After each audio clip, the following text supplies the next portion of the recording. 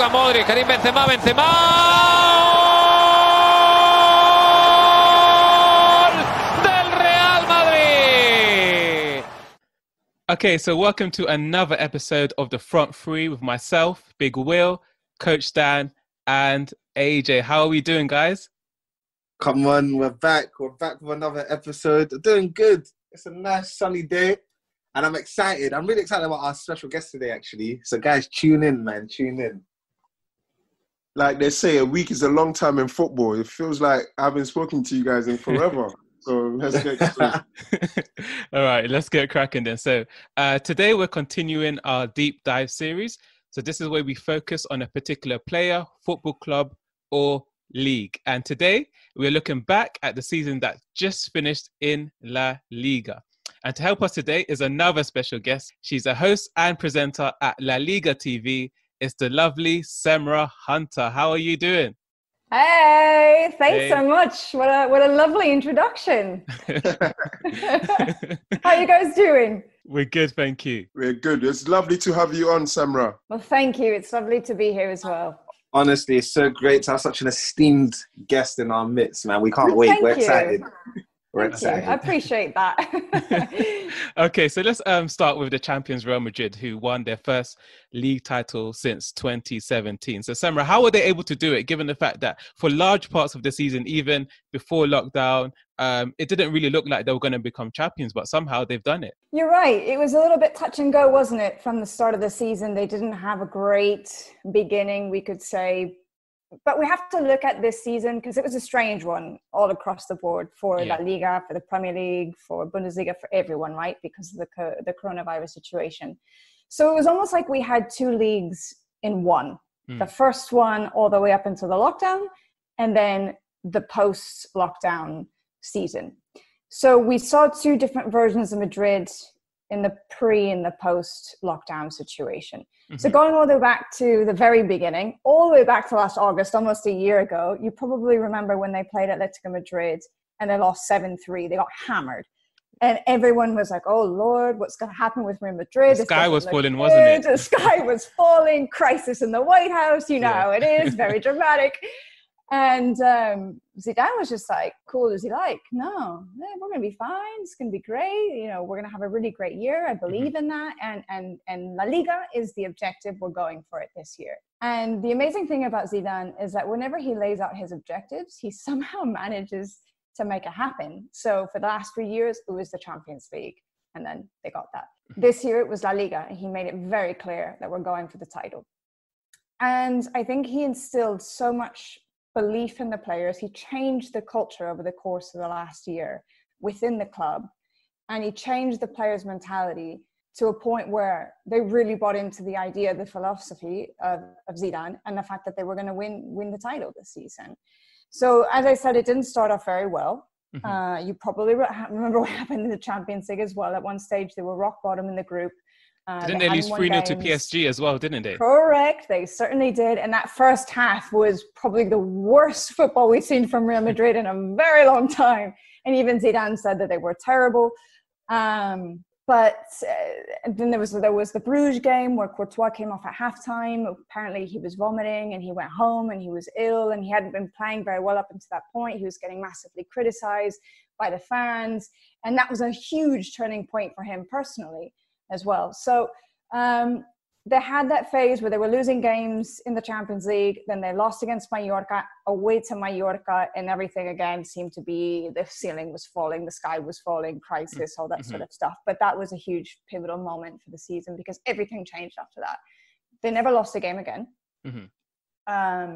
And by January, they were back on top of the table. Then it was a bit back and forth with Barcelona between first and second, who was pulling ahead in the title race. It was very tight between those two. And then going into the break, it was actually Barcelona who were ahead by, I think, 2 points at that stage. Yeah. So going into the lockdown, the players were really, really serious about their approach to returning to action, their training. I'm sure you saw videos and photos of Sergio Ramos, who looks like he's in the absolute specimen in the best shape of his life. And when they came back, they were just solid. They were serious. They were convincing, much more convincing than they had been in a long time. And a lot of that too was down to Zidane changing things at the back. They became very, very tight defensively. And by the end of the season, they'd only conceded 25 goals. They had a better record than Atletico Madrid, who, as you well know, Atletico Madrid boasted the best defensive record across Europe for just about 5 or 6 of the last 8 years. I mean, that's what they're known for. But they ran a very tight ship at the back. They only conceded 4 goals in the last 10 games, not including that last one because they'd already won the title by that point. But they were excellent. And for me, they won the title more based on how good they were in defense than how they were up front, because they only recorded 70 goals, which for them is very low. I mean, normally you're talking about a Real Madrid who will score bucket loads of 80, 90, 100 plus goals a season. But this campaign, they didn't need to. And so they were grinding out a lot more results, even if they weren't playing spectacular football, even if it wasn't the most amazing thing to watch at times. They still just dug in deep and ground out results no matter how they could. And that was something that lacked from Barcelona. They did not look like they believed that they could hold on to the lead, like they were going to walk away with the title. Madrid had this unwavering belief that it was going to be theirs, and they fought for it, and they fought really hard for it, and they deserved it, quite honestly. This was really their year. And Zidane did a wonderful job. He did a wonderful job. And I think he surprised us all just how much he has blossomed into a really respectable manager. So many people had written him off before he had even taken the job when he came up from Castilla that first time. But the man has won a trophy every 19 games. It's mind-boggling. It's mind-boggling. That is frightening. That in itself is frightening. It is frightening. It is absolutely just blows the mind. And after after defeating Villarreal at home it was in Valdebebas because they weren't finishing the season at the Santiago Bernabeu. He said, you know, he was almost in tears. He was so happy, and he said this was one of the happiest days of his entire life. And winning the La Liga trophy or title was almost more important to him than winning the Champions League as a manager, because he had said time and time again, this is much more difficult to win a league played over 9 months than over a period of 10 games in the Champions League, you know? And he used there's a really great phrase in Spanish, which doesn't translate very well to English, but I'm going to try. And he said, La Liga es la hostia. Okay? Yeah. So la hostia is like, it's kick-ass, as we would say in the US, right? I guess I read that Sid Lowe said it was the dog's bollocks, which I guess is the equivalent in England. I'm not sure. Now that makes sense. Yeah, that makes a lot of sense. Yeah. So it's, you know, it's really, he was so delighted to win. And again, he deserved it. The whole team deserved it. Everyone was behind him 100%, except for maybe James and Bale, which is a totally different subject. But he really managed the team so well. And part of it, again, is how he rotated the squad. He rotated the squad beautifully. He adapted whenever he needed to. He changed the formation several times. There was a really interesting stat. It was a few games before the end of the season where he had done something like only kept the same starting 11 5 times out of 178 games, something ridiculous like that. So for me, that's really interesting that he can continually surprise us. He always throws in surprises in the starting 11. It's almost hard to predict, but it works. It works. They've gelled together and it works. I think just touching upon what you were saying in regards to comparing them to Barcelona, I think one thing that we saw this year in terms of Zidane being a coach was his ability to get the team to stick together and come together as a family, if that makes sense. Obviously, with the odd exception of, you know, Bale and James. And I feel like that's why he was so emotional in winning this title, because I feel like for him, the odds were stacked against them a bit. And it was a true test of his character as a leader in management, if that makes sense. And I feel like for him, it's a massive thing for him, you know. And also in terms of him changing up the lineup, some people may say it's a good thing, but for me, it also kind of highlights the fact that he wasn't sure what his best team was. Sure, you And of could course they go had with injuries. that. Yeah, I know, because I feel like there's a positive to it in the sense that, you know, he had the ability and tactical nous to be able to change a lineup and still produce results.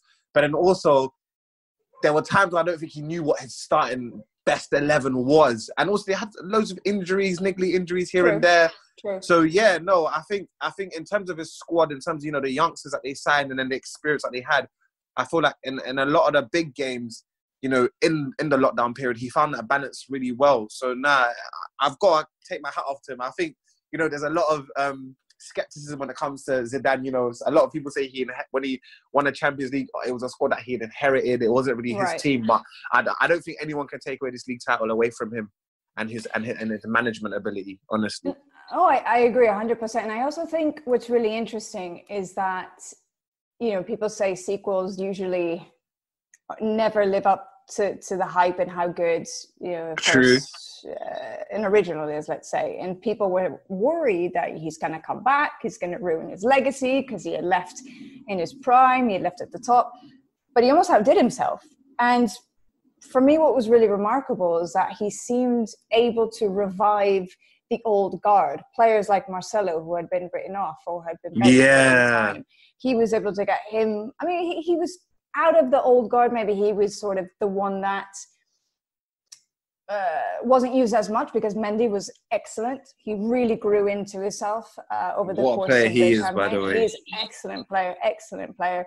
So that competition, I think, really helped to get the best out of Marcelo again. Yeah. Sergio Ramos, probably the best career of his campaign. Even though he's a central defender, he's clearly got the spirit of a central forward, scoring like no one's business. Honestly. But being a leader on the pitch, then Toni Kroos as well, Modric, seeing the best version of him after the lockdown and that time off really, really did him wonders. Varane, Benzema, my God, Benzema was sensational. And if it weren't for Lionel Messi, he's probably MVP of the whole season. So you see these players who are over 30, who have been there, I think something silly, like between them 54 seasons together at Real Madrid. Wow. And they've been winning trophies hand over fist. And all of a sudden you've got Zidane back and instilling confidence and saying, no, you guys are my guys. I won the Champions League with you. So you deserve to be in my starting 11 for pretty much most of the time. And it paid off. So everybody backs Zidane. The day that they won the title, again, Courtois, Ramos, and I think it was Toni Kroos as well, speaking post-match, all of them talked about what a brilliant man-manager Zidane is, just praising him for what he's able to do for the squad, how he's able to bring everybody together, and talking about his leadership as well. So it really is it's been a tremendous year for them. Definitely. From front to back, they were great, and all around, they were very solid and very competitive. Yeah. Coach Dan, do you want to touch on the success of Zidane? I think first, let's just say, Semra, maybe next time you're here, you could teach us a bit of your Spanish. That was great use of the tongue with that word you pronounced. Thank you. Anytime. I think the question I had for you, because I mentioned somewhere that Zidane is quite peculiar in the sense that I can't put my finger on what his philosophy is exactly as a manager. Sure. And it was just a bit, I was just thinking about it, and I was thinking, I don't know if that makes him a good one or a bad one, but he seems to get success. Like you mentioned, whatever objective he sets for himself, he seems to achieve it. So what is the conversation around that? What, like you take Barcelona, for example, and you know what they're trying to do every game. Whether you can stop it or not, that's a different thing. But with Zinedine Zidane's Real Madrid, I've never really understood what their playing style is or anything like that. But it's successful. So is that maybe what he's going for? Unpredictable sort of like philosophy? Or...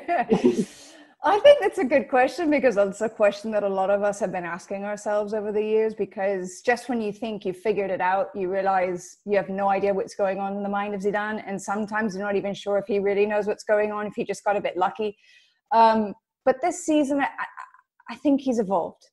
And I think we're seeing something different. And I think part of it is that he's surrounded himself by an excellent coaching staff who, I mean, we know that Zidane, his strength up until now hasn't necessarily been his tactical prowess as manager. So he's surrounded himself by people who are very tactically astute and who are very good at determining that aspect of managing.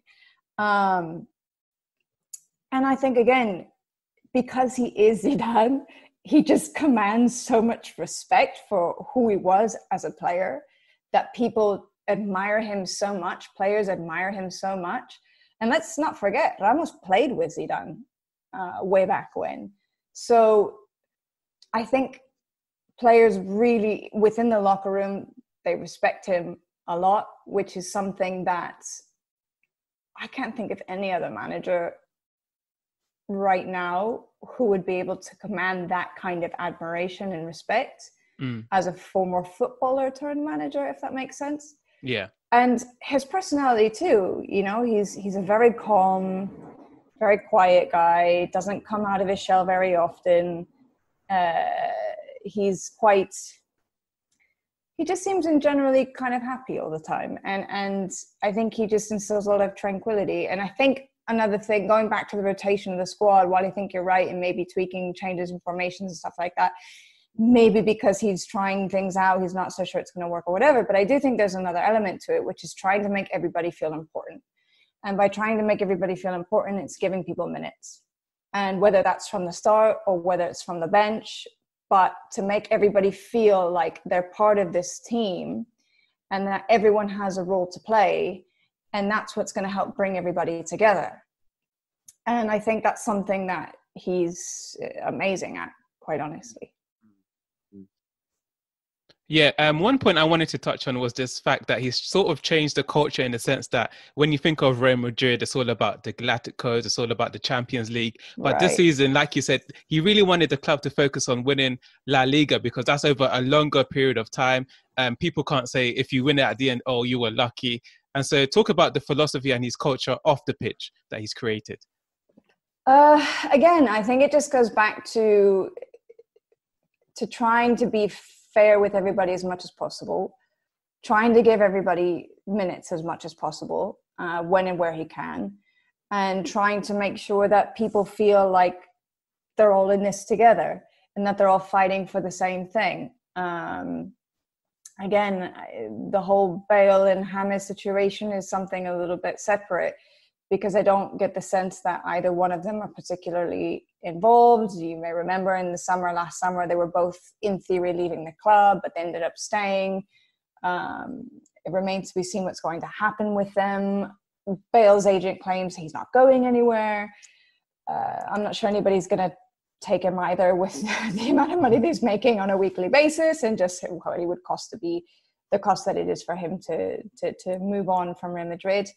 James maybe leaving, we'll see what happens.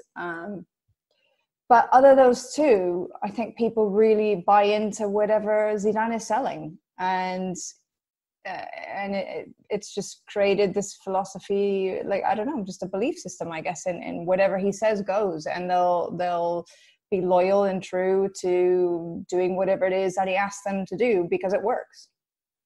Definitely. And then out of Ramos and Benzema, who, in your opinion, has been their best player this season? Oof. I put you on the spot. Because they both had great seasons. But I think I'm going to go with Benzema. Because finally we see this unleashed player who looks happy and enjoying himself, and he's not in the shadow of Cristiano Ronaldo anymore. He doesn't have to be there to provide assists for Cristiano Ronaldo. He can start scoring goals on his own now. And he's also a very selfless player. There's often times when he's still dished out assists to other players. And he still managed to score 21 goals this season in La Liga. And I don't know if you guys saw it, the back heel flick assist to Casemiro was just out of this world. I mean, it was beautiful. Sensational, yeah. It was, it came out of nowhere. And you're like, wow, didn't know you could do that. That's incredible. He just, for me, had the best season of his career. And it wasn't just about the goal scoring or the assists. It was how he was able to move around in the box, how he was able to move around in the front three, how he was able to create danger, how he was able to create space for his teammates too, you know. And he was just very effective. And again, leading the line like that, having that kind of confidence. We're seeing finally he's quieting all of the critics and the doubters from so many years ago that have been going on about, oh, he's a waste of a talent, he's no good, he's this, that, and the other. And there's been a lot of them coming out of Madrid for years where people didn't believe that he was any good, and he's a number 9 and he's not playing like a number 9.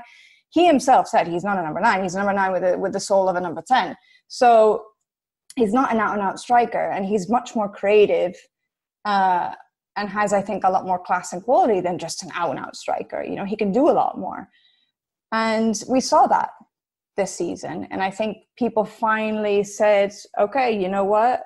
Benzema is the real deal. He is a world-class player. And that's all you could really say. I mean, he was great this season. Semra, I don't know how long we've got with Real Madrid before we move on, but I just wanted you to touch on this quickly. Sure. So recently there've been a lot of investment in youth, and they got great players out on loan. Like you've got Kubo, you've got Odegaard, and they've got Renier coming in and stuff like that. So what is the plan for these guys? Because you've got players like Isco, and I'm thinking with his talent, he should be playing week in, week out, but he doesn't seem to be getting that.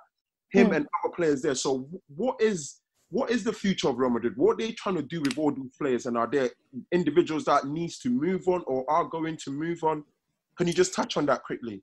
Sure. Yeah, I think the whole coronavirus situation has really changed what summer plans would have looked like in normal circumstances.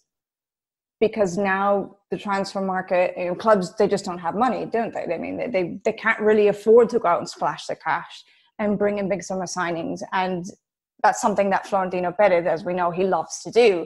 And he's already came out and said, listen, this year we're not spending a dime. We're not going to bring anybody in. We need to rein in the money or rein in the finances or whatever, and just focus on next season with what we've got. So as you say, they have plenty of players who are out on loan. I think probably just about all of them will continue to be on loan. Take Kubo, he's 17, 18 years old. There's no rush to bring him back in. In fact, word on the street is that he's going to go to Sevilla, which would be a great team for him to join. They'll be in the Champions League next season. And he was with Mallorca, and he was probably their best player. He's an absolute gem. Loads of talent. Super exciting to see how he develops. And I think maybe in the next few years he will go to Madrid, but not yet. Martin Odegaard, same thing. I think he's going to stay one more year with Real Sociedad, which makes sense because right now there's an overbooking problem in the midfield at Real Madrid. I don't think there's any room for him.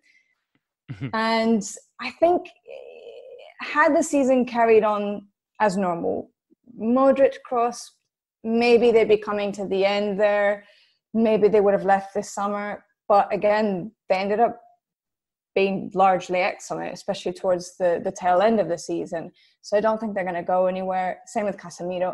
Casemiro was brilliant. I mean, he's someone I don't think gets a lot of credit and gets a little bit overlooked. But he was very much part of that spinal column, you could say, of Real Madrid, all the way from Benzema, Casemiro, Ramos to Courtois, right? He was pivotal in that midfield. You've got Fede Valverde, who is another one who is just supremely talented and very exciting. Bright future ahead of him. He's not going anywhere. It's hard to see many players coming back because they just don't think there's the room for them, quite honestly. I think Zidane's going to keep the team relatively intact. Isco, you mentioned, he doesn't get to play as much as maybe he deserves, but Zidane loves him and he plays him always in the most crucial moments. He's always in there in the starting 11 against a team whenever he needs to be there. So I highly doubt he'll be going anywhere either. And you've got young players like Vinicius, Rodrigo. I mean, they're not midfielders, obviously, but again, prospects not going anywhere. Yeah, I don't really see too many players, maybe one or two coming into the side, but really not many, I would say, for next season. I think it'll largely be the squad that he has already available to him. Okay, so later in the week, we'll dig deeper into the problems at Barcelona. But Semra, I just wanted to get your opinion in terms of where did it all go wrong for Barcelona? Heading out of the lockdown phase, they were 2 points ahead of Real Madrid, but then they just didn't play with the same verve as they did before. I mean, before they wasn't playing too great, but I mean, it seemed that they played worse after the lockdown. So, put your feet up because it takes a long time to answer, but I'll try and touch on just some of the problems, because the problems run very, very, very deep and they go way back in time. I mean, this is sort of the culmination of years of things falling apart at the club. And I think Messi said it best. The day that they lost to Osasuna, it was the only game of the season they lost at home, and it happened to coincide with Real Madrid winning the title at the same time. And he was scathing after the game. He was absolutely furious, and he was super honest and open and said, we're a weak team. We didn't deserve to win the title. We make it way too easy for opponents to attack us, way too easy for them to score against us. I mean, he threw everybody under the bus, from the board, from the manager, from the coaching staff, from the players. I mean, everybody. And you know what? If he says that, it's got to be true, It's so refreshing to hear. So refreshing to hear. It is. Completely honest. It is. It is. I mean, I think everybody was taken aback and shocked at just how honest he was. And he said, listen, if we don't change things, we keep playing like this, we're going to lose to Napoli, or we're going to lose to Naples. We're going to be knocked out of the Champions League. So we need to react. We need to change. And he said this game tonight that they lost to Osasuna, I think they lost 2-0. And when Osasuna had 10 men, I mean, Barcelona were dreadful. But he said this was a reflection of the entire season. And he was right. And there's a lot of issues behind the scenes, between the board, between the coaching staff, between the players. There's a lot of issues that, it's really it takes a long time to touch on all of them. But one of the main problems, for example, is their inability to properly buy players that they need or would be the right fit for the squad. They've spent €1 billion on 28 players. Almost none of them, I think half of them are not even there anymore. And almost none of them have actually shone with Barcelona. They haven't really done much of anything. And so specifically for this season, you go back to last summer and the squad planning was terrible. They brought in Antoine Griezmann a year after he was supposedly coming but not coming, and then he decided to stay at Atletico Madrid, and that caused a lot of issues with some of the players at the club. With Barcelona, they weren't exactly happy about the way that it happened. He wasn't the most natural fit for the squad because he's more of a Messi role. He's more of a number 10, but Messi's already playing there, so where are you going to put him? So he's been played out of position for much of the season, and he wasn't able to shine or to be at his best, and he was going from bad to worse. He didn't look comfortable at all playing out on the wing, and he was hardly ever involved. Things changed really at the end of the season, where he finally seemed to have found his way into working with Messi and Suarez. But again, that was a month ago. They have no natural winger. I think Ansu Fati is the only winger they have, and he's a youth team player, and he's got 17 years old. He's obviously a tremendous talent. I think he scored 7 goals this season, or 6 goals, but still, he's not an experienced player. You have no replacement for Luis Suarez. There was that whole debacle in January that was almost comical in the way that they were handling it, because it made no sense. They had 2 players, Carlos Perez and Abel Ruiz, 2 players who were forward strikers, if you like, coming from the youth system from La Masia. They decided to sell them for whatever reason. Then Luis Suarez gets injured. Remember, Dembélé has also been injured for pretty much the entire season, so he's been out too.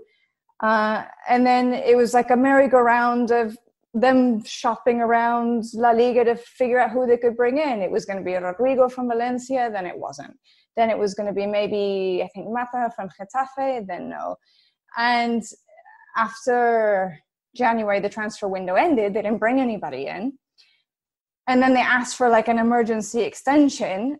And in February, they brought in Martin Braithwaite from Leganes, who was a team fighting for relegation. And that's not to speak to the quality of Martin Braithwaite, because he's a very good player, but let's be honest, he's probably going to be leaving, I would imagine. And he's not Luis Suarez. He's not the quality of Luis Suarez. And so, you know, there's that issue up front. Then the changing of managers. Ernesto Valverde, they sack him whenever they're top of the table. Then you bring in Quique Setién, who, no disrespect to him, but he was 5th on the list of managers at Barcelona that the board wanted to bring in, because everybody else had turned them down. Xavi said no, Ronald Koeman said no, Pochettino said no. And, you know, there's the story that Quique Setién was sort of out in the mountains or out in the fields with cows or something like that. And he gets a phone call saying, hey, you want to come manage Barcelona? It was like, oh, I didn't even know it was being considered. And it happened overnight almost. And he's a manager who's very much made in the mold of Cruyff, and he very much believes in that philosophy. And it seemed like maybe it could be a good fit, but he doesn't seem to have won over the players. There's definitely a bit of something going on there where they just don't seem to be on agreeing terms. The evidence of that is when you look at the water breaks during the games, for example, against Atletico Madrid, you see everybody huddled around Diego Simeone, listening attentively to his instructions. And then on the other half of the pitch, you see the Barcelona players completely uninterested, completely dispersed. No one is paying attention to anything that Eder Sarabia, who is the right-hand man for Quique Setién, no one's listening to what he has to say. And it was just like, well, that's very telling of the situation in the locker room over there right now. So there's plenty of issues, unfortunately. Yeah, we can go on and on, can't we? You can go on and on and on and on. 11 of the 21 board members of the club left almost on the same day because there was some infighting. They've had 4 different sporting directors. They're a mess, to put it nicely. Yeah. And they're very much in a moment of transition. You have an aging squad where 7 out of the 10 outfield players are over the age of 30. Most of them are 34 or 35. So you have young players, but you have extremely young players, 17, 18, 19, 20 years old. So there's a big gap between the ages and between veterans and youngsters. And they have a lot of issues to fix there on the pitch too. So there's a lot, isn't there? A lot. There's a lot. You could go on for a long time. Andrew and Coach, do you have anything else to say in terms of the other teams in La Liga? Just quickly, Atletico Madrid for me are a team that are in a weird grey area at the moment. You can't work out. You know, we know Simeone's known to having, a defensive team, a team that, defends with all their heart, and a team that shuts teams out and then, can also score some goals. But I think over the last season, they've kind of flattered to deceive a bit, in terms of especially their attacking prowess. What's happening at Atletico at the minute? What's going on with Diego Simeone? Is it maybe time for him to move on? Okay. So, yeah, I agree with you that they disappointed us this season in that what we had seen in August, they didn't live up to that again. They were largely flat for most of the season. And as you pointed out, in attack, they couldn't hit a barn door. I mean, It's true. It's so sad. It was so, and you're looking at the squad and you're thinking, okay, Diego Costa, Alvaro Morata, Joao Felix, who's supposed to be the replacement of Griezmann, this big blockbuster, 135 million euro signing, something like that. Vitolo, Correa. I mean, you've got the talent there. It just wasn't coming together. It just wasn't working. And defensively, they were still pretty solid. I think they finished up the season with 27, maybe 27, 29, something like that. Definitely less than 30 goals conceded. And they were second only to Real Madrid. So defensively, they were okay. But they couldn't score goals to save their lives. Now, they're also in a transitional period. And I think that because they've lost a lot of key players that have moved on or retired over the last few years, and they've been trying to fill in those gaps. And so I think this season was always going to be, okay, let's focus on rebuilding. Let's focus on making sure we finish top 4. We don't necessarily, I mean, if we can go for the title, let's go for it. But if not, it's not the end of the world.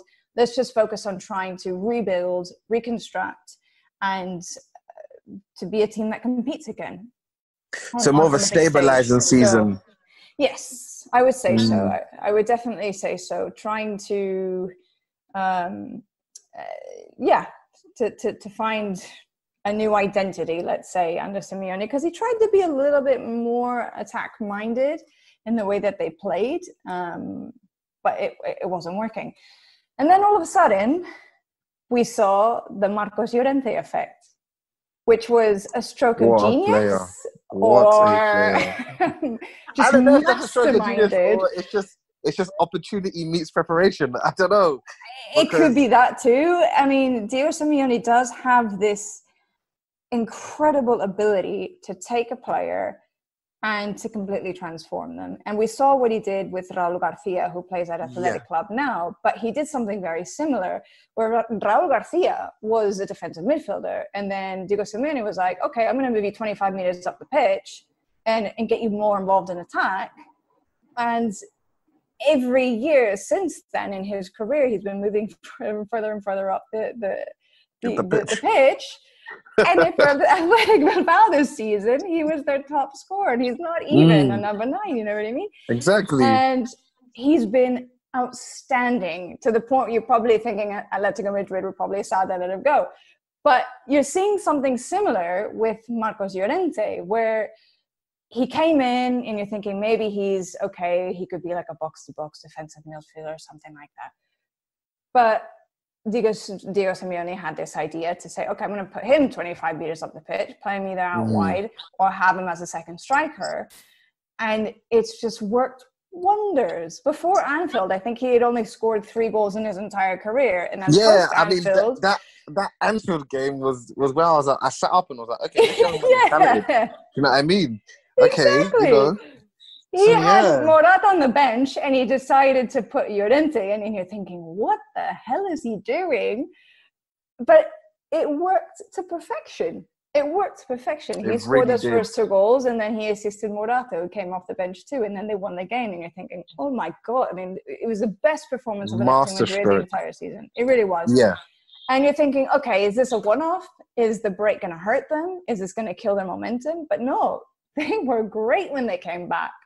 Yeah, they were on fire. It's just, I don't know. I think Coach Dan might agree with me. It's just, I don't think Simeone is the guy to play attacking football with them. And I feel like they've got an abundance of talent in the attacking sense, but it just doesn't work out on match day. I don't know. Maybe in training they fire on all cylinders, but on match days it just seems so disjointed. That's why I was asking. Do you think it's time for him to maybe move on, or? No, I don't. I mean, I would be sad if he does move on, because I love the man and I think he's so great for LaLiga. I think he's a great manager. I think he's a great character as well. Definitely. I mean, you just see him at the Wanda Metropolitano when it's empty and he's still like cheering on the invisible crowd, you know? It's so funny. He's such a character. And he's just a fabulous manager. I'm not sure that it's right for him to leave necessarily. I think there's been moments of maybe he should, maybe he shouldn't, maybe that's come to the end of the cycle, maybe it's not working anymore.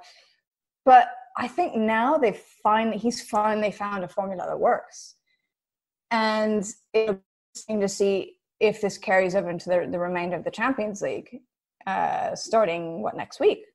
Yeah. So who knows? Maybe they'll be able to win the Champions League, because they tend to do really, really well in knockout competitions. I think they're dark horses in that. I definitely think they're dark horses. I 100% agree with you. And they drew the easier pathway, didn't they, than Real Madrid? Yeah, exactly. So, and they've beaten the champions of Europe, who were Liverpool. So there you go. There you go. We'll so I think see. they're definitely ones to keep an eye on. But no, I don't think. I think he'll be here. I think he'll be with Atletico Madrid at least for another season. There's no Mono Burgos, his right-hand man. They've been a package duo forever. So it's sad to see him go too, because he's another character and another larger-than-life personality. But he's decided to go on and be a manager himself rather than an assistant. So it'll be really fascinating to see how Simeone does without Mono Burgos. But I think they do need to refresh their attack a little bit, because Morata was a bit irregular. Diego Costa is not the Diego Costa of old. Joao Felix, he's still young. It was only his second season in top flight football as a professional. So there's still plenty more to come from him. For sure. I think Lemar was a bit of a letdown. I feel so.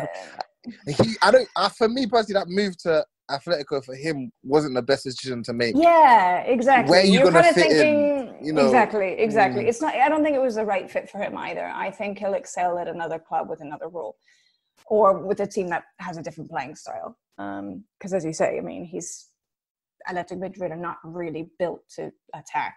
They go on the counter whenever they can. So, yeah. Did I answer your question? I forgot what the question was now. You did. No, you done well. You done really well. You answered it all. Thank you. Sorry. Sometimes I get a little lost in thought. I go off on tangents. So anyway. I tell you what, Semra, we're stretching you, but you're doing amazing. Thanks. I can go on forever. That's the problem. Listen, and I can listen to you forever. Honestly, Okay, so this question comes in three. We've just got like several minutes left. So I wanted to touch on these three things. So the first one is the sleeping giants of Valencia. This was a team that, you know, for a long time were one of the ones you look at when you're talking about Spanish football, and they seem to have been off the scene for a long time. And then I also wanted to sort of like see what the conversation is around Real Betis, because they've had big ambitions and investments, but where they finish, it's not acceptable, like looking at it. And then finally, I wanted to touch on the amazing, phenomenal Santi Cazorla. Oh, yes, I love it. Santi. I love Santi Cazorla so much. So do I. And I think so does everybody. So I'm going to start there, just because naturally I want to dedicate the most time to Santi Cazorla.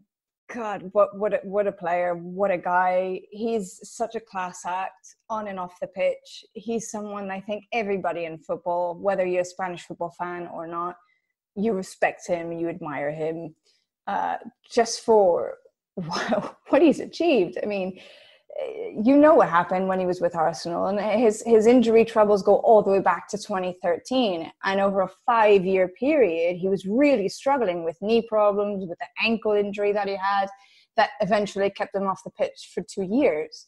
10 operations later, the doctor saying, you know, you'll be lucky if you can even walk around your garden with your son again. Skin grafting from his arm to his ankle, and then taking a piece of his leg. I mean, he calls himself a jigsaw puzzle. And you're just thinking, how on earth, first of all, was he able to come back to football? And second of all, to be so good. I mean, the last 2 years, he was one of the best players in the league. And he was 34 and 35. And you're just thinking, how do you come back from that kind of injury, from that kind of serious injury? Such a rare case that doctors have never even seen it before. I mean, he is a case study. And he's just able to wow us with his magic, his class, his elegance, his creativity, his intelligence, just how well he can read the game, the way he really is the conductor of the orchestra. And he was Villarreal's best player last season. And for me, he was Villarreal's best player this season. And I am devastated beyond belief that he is leaving. So it just kills me, because it's a big loss for Villarreal. It's a big loss for La Liga. But it's Qatar's gain. He's going to be joining Xavi. who we played with in the national team, and they're good friends. So it's going to be like there's like a double objective here, where he's going to finish out his twilight years over in Qatar, but at the same time, he's going to learn from Xavi about being a manager, because Cazorla said that he wants to get into management when he retires. And the word is, I don't know if this is official or not, but apparently he wants to go to Arsenal and he wants to manage, or at least be with Mikel Arteta and learn from him, or maybe be part of his coaching staff. And so the plan is, within the next few years, he'll be back at Arsenal. If it all plans out the way that he wants it to. So I understand the decision to leave. He's 35. He's had serious injuries. Make the most of your playing days and maybe cash in as much as you possibly can while you can, and then right off into the sunset. But still, for me, he easily could have stayed for another season. I would have loved him to. I think everybody would have loved him to. But unfortunately, we have to say goodbye. So that's my 2 cents on Santi Cazorla. And then on Betis? Can't wait for him to come back to Arsenal. Yeah. I think he'll be great, actually, because he's one of those people that I've never met him, but everybody who's met him, who's worked with him, who spent time with him, just speaks so incredibly highly of him as a person. And, there's not very many footballers like that around anymore, unfortunately. And he seems like someone who has a really good head on his shoulder and an all-around great guy, and just like I said before, a class act. And then on Real Betis? Oh, yes, sorry. So then Betis, okay, they definitely had a very disappointing season. They brought in Ruby, who was with Espanyol last season, took them to the Europa League. They also poached their best striker, Borja Iglesias, who had a phenomenal season, scoring plenty of goals. It was his first season, actually, his debut in the top flight. He had been in the second division for quite some time. So Betis had thought they were bringing in 2 big signings, apart with Nabil Fekir, who had a really great season overall, probably their best player. They built a very solid team. They had a really great team that easily should have been fighting for Europe, but for whatever reason, it just wasn't working. They were another team that looked like the philosophy maybe of Ruby, it just wasn't clicking. Things just didn't, it just never really seemed to work. And you're always scratching your head as to why, because it should be working. But for whatever reason, it just didn't. And I think they waited a little bit too long to try and change things up. They decided to sack Ruby before the end of the season. Now they've got Manuel Pellegrini coming in, which is massive. It's great to have him back in LaLiga. The last time he was here, he was with Malaga. And he took them to, the quarterfinals of the Champions League, I think it was. Definitely to the knockout phase, I remember. Yeah, against Dortmund. And they almost went through. And then he went off to, I think, the Premier League. So he's been away for a while, but he's coming back. And I think it's going to be great. I think they have a wonderful manager, someone who has experience in Europe. And I think definitely next season they will be challenging for a European place under him.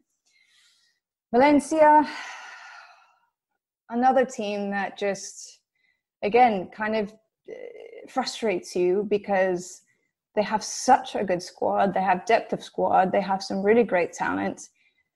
And it just wasn't working. But a lot of the times you just look at the body language and the players look defeated. They looked unhappy. They look like they lost their confidence more than anything. And a lot of times football, it's more mental than anything else, isn't it? So if you don't believe in yourself and psychologically you're not in the best place, you're not going to give your best version out on the pitch. And I think that happened with a lot of these players. And it just sort of an all-around, I don't know if I want to say negative, maybe that's not the right word, but not the greatest atmosphere for them to be in. And you saw moments where they looked really, really good. They looked really sharp, but they were very, very inconsistent. Very inconsistent. And it's not surprised that they missed out on European football. And it's probably for the best because they seem to need a bit of restructuring and rebuilding as well. They're another club that behind scenes, not as bad as Barcelona, but they definitely had some issues to work out as well. There was no secret that Marcelino, they had a lot of problems with Marcelino. They fired him because he wasn't what they call a funcionario. The president wanted a manager to basically be like, a funcionario is kind of like a government worker, I guess is the best translation, but he wanted him to be like a club worker in the sense of do kind of as you're told, don't stir the pot too much.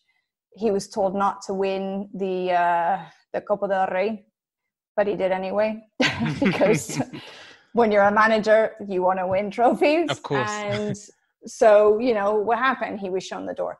So Valencia is not the easiest club to be a manager, for sure, right now. But they've brought in Javi Gracia, I think it is, and that would be really interesting to see what happens. And Dani Parejo, there's a bit of a question mark as to whether he's going to go, whether he's going to stay, how he's being handled and treated by the club. He's a club legend. He's the captain. So that will be quite interesting to see what ultimately is decided, or what he decides. But yeah, they've got their work cut out for them next season, definitely. And they need a bit of stability. So yeah, they definitely do. So it'll be interesting to see what happens with Valencia as the years go on. And to in their defense, they did have a lot of injuries this season. A lot of injuries. And it was really difficult at any point in time to put out the best 11 in the squad. So especially in defense, they had a lot of injuries in defense, and oftentimes 3 out of their 4 starting back 4 were not fit and able to play. So you had the likes of Daniel Vaz, who is really a midfielder, playing probably more times as a right back or as a right full back than in his natural position in midfield. So, and he also did a very good job with that. But again, it's not his position. So that didn't help matters for sure. Definitely. Well, Semra, it's been an absolute pleasure. I mean, I think this has been one of our best episodes, guys, right? Easily. Your insight has been flattering me. Thank you. No, for real, your insight has been unreal. Thank you so much. Definitely. Oh, you're most welcome. Yeah, hopefully we can get you on in the future as well. Yeah, absolutely. Anytime. You know where to find me. Okay, so you've been listening to The Front Three with Semra Hunter. Make sure you join us later in the week for part 2 of our La Liga review with ESPN's Sam Marsden as we dig deeper into the problems at Barcelona. So, until then, make sure that you subscribe to our podcast on Spotify and Apple. And if you haven't done so yet, follow us on Twitter, Instagram, and Facebook. Thank you for listening.